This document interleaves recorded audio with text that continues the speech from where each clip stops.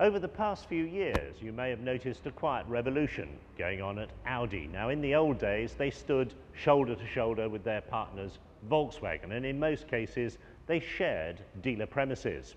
There were over 350 Audi VW dealerships, and they sold 16,000 Audis in 1989. That's because the salesman knew that their bread and butter was the Golf and the Polo, and Audi sales were seen as incremental add-ons when a customer came along. Now, when the new MD, Len Hunt, arrived from Jaguar some 4 years ago, he at once embarked on an ambitious program of separating Audi off from Volkswagen, establishing new premises and, where possible, styling them on the space-age technology of the customer delivery center at Ingolstadt in Germany.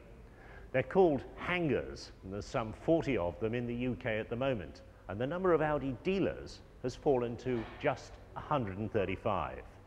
So why the move away from Volkswagen? Well, most importantly, to generate a separate identity for Audi so that they could take on their target market, BMW, head on and beat them at their own game.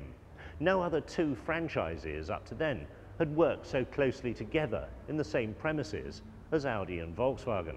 We had to brand separate Audi from Volkswagen to really create a network. We felt that certainly the research was telling us that we had the lowest recall of any franchise from street presence. People were saying, well, you buy Audis from Volkswagen dealers. So we set forth on a strategy to create 135 Audi centres, as we call them, and really see that strategy coming to fruition in 1998. I mean, you say that, but Volkswagen's image is of reliability. I mean, is it such a bad name to be associated with? I don't think it's bad at all. I think it's different, and I think that's what our customers want. We see the sort of brand Audi offering so much more of a different package. We like to think we're sort of modern, innovative, individual, and the brand values that we try and put together are complementary, and in many instances we are together with Volkswagen. But I think we want to offer the customer that different, more prestige car feel. We're going for about 2% market share, which is sort of doubling our market penetration of some 5 years ago, going from 1% to 2%. But that in the prestige world, I think, is about the right sort of volume. You can see BMW slightly in front of that. They're at about 60,000, and people like Volvo in front of that as well, and people like Saab coming through, and Jaguar building their way into that segment. So it really is, I think it's about right. It's 40,000 units, 2% market share in a 2 million market.